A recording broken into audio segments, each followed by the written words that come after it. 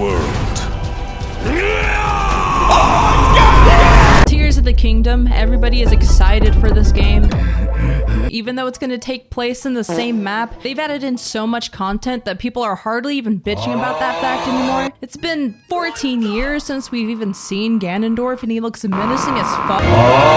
And he's voice acted by Matthew Mercer, the man himself, a god if you will. There's theories ranging from first thinking that you could play as Princess Zelda to maybe we could deep dive into water like previous titles with seeing the clip of Link swimming in a water bubble. I mean, so many people are talking about this game and what they're expecting of it, so I'm gonna give some of my thoughts of what I'm hoping for. So I'm gonna spin this shit back to Twilight Princess. Breath of the Wild had a lot of Twilight Princess DLC and Easter eggs in the game that you'd think that they'd capitalize on it or bring more of that into the next game. They had the Mirror of Twilight, which was the gate between the land of Hyrule and the realm of Twilight, which was where Ganondorf was banished to and manipulated Zant into helping him take over Hyrule for himself.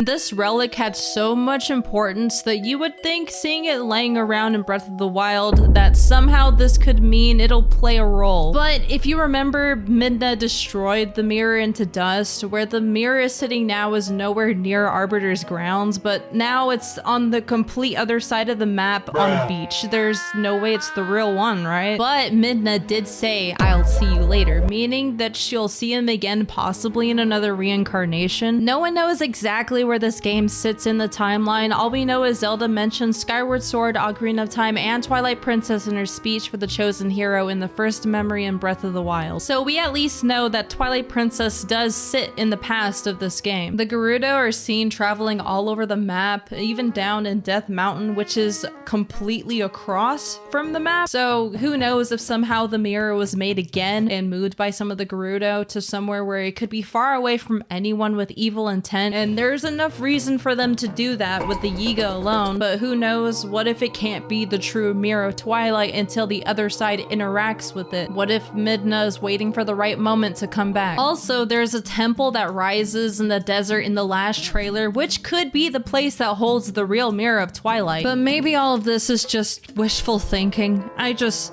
want Midna back so bad. But anyway, I want to talk about where Zelda could be. When we were watching the trailers, she falls down a hole, and then the next time we see her, she's wearing a whole nother attire. Like, she's wearing a white dress with Zonai designs on it. It kind of reminded me of what happened in Skyward Sword. The reason that brought me back to that game is just how in Skyward Sword, her and Link are flying on their loft wings, and then she gets knocked off by a cyclone, and then she falls through the clouds. All we really know, she could have fallen to her death, or at least could have been in danger on the surface. Then later on, Link finds her at the Earth Spring, praying at the goddess statue, purifying her body, saying it's her duty as the reincarnation of Hylia, while Impa's at her side. And while remembering that, this Zelda could be doing nearly the same thing in Tears of the Kingdom. In Breath of the Wild, we see Zelda struggling with being able to harness her power. We watch her in memories trying to go to different springs and pray at them and try to get something, but she's not able to, and she's disappointed. So maybe she's not able to tap into this power unless it's a really desperate time when she needs it. Let's say that in the first trailer, when Link and Zelda are traveling through the caves, they're down there for a totally different reason. But her and Link get separated, and she falls down this hole and gets saved by this new character, just like how Impa saved Zelda in Skyward Sword, and then takes her on this journey to purify her body to reach the full potential that she's been trying to reach this entire time. And maybe even Link ends up going on his own journey to purify the sword again, because when we saw it in the trailer, it's literally fucked. There's no way they're gonna keep the Master Sword in this fucked state. And maybe all these rising temples and shit could just be places that he could purify his sword, and elemental dungeons like we've been waiting for. I don't know, I have pretty high hopes into thinking that everybody would appreciate more than just